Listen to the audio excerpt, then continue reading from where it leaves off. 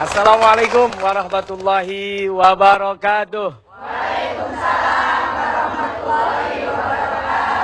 Bismillah, walhamdulillah, wassalatu wassalamu ala rasulillah, wa ala alihi wa ashabihi wa man walah.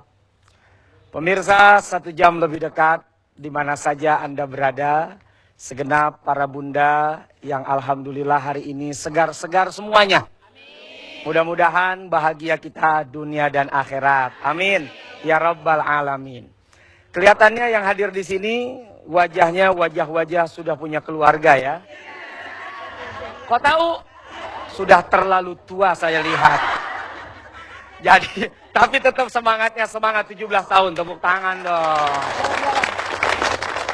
Saya berpikir tidak akan mungkin rumah tangga yang dijalin maksudnya sekian belas tahun atau sekian puluh tahun oleh bunda semua dan kita yang ada di rumah bisa bertahan sebegitu lama, kecuali pasti ada harmonisasi dalam keluarga. Betul nggak? Apa harmonisasinya? Yang pertama, setiap pasangan suami atau istri dia harus menyadari bahwa pasangan kita itu pasti punya kekurangan. Nobody perfect. Artinya suami yang punya kelebihan pasti punya kekurangan. Istri yang punya kekurangan pasti punya kelebihan. Minimal kelebihan berat badan. Itu pun harus dinikmati, Bu. Iya, mesti bersyukur. Alhamdulillahirabbil. Yang kedua, biasanya kalau masa-masa muda dulu, segala kekurangan disembunyikan, kelebihan ditampakkan. Urusan buang angin aja, Bu, ya.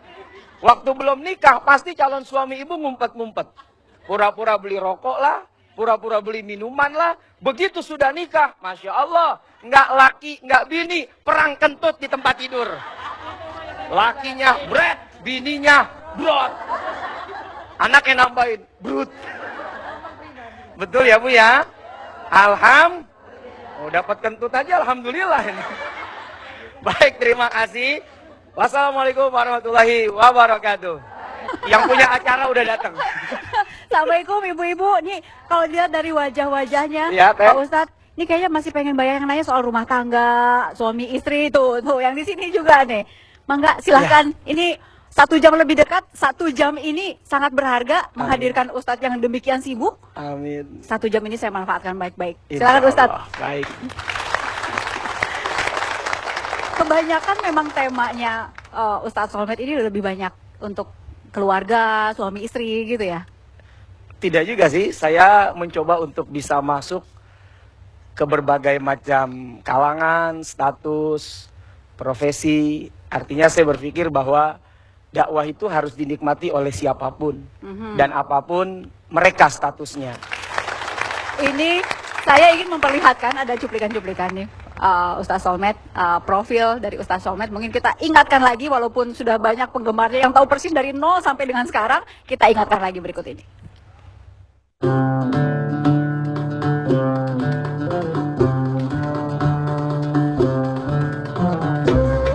Soleh Mahmud atau lebih dikenal dengan Ustadz Solmed, lahir di Jakarta 19 Juli 1983.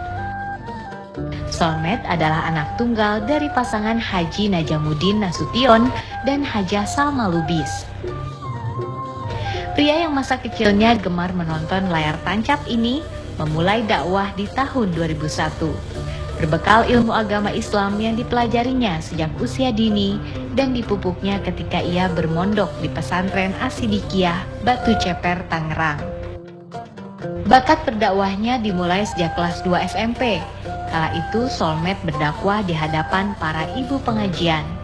Ustadz yang mengagumi pendakwah terkenal almarhum Zainuddin MZ ini mulai dikenal sebagai pendakwah di televisi melalui program religi Damai Indonesiaku TV One di tahun 2009 bersama almarhum Ustadz Jeffrey Al-Bukhari.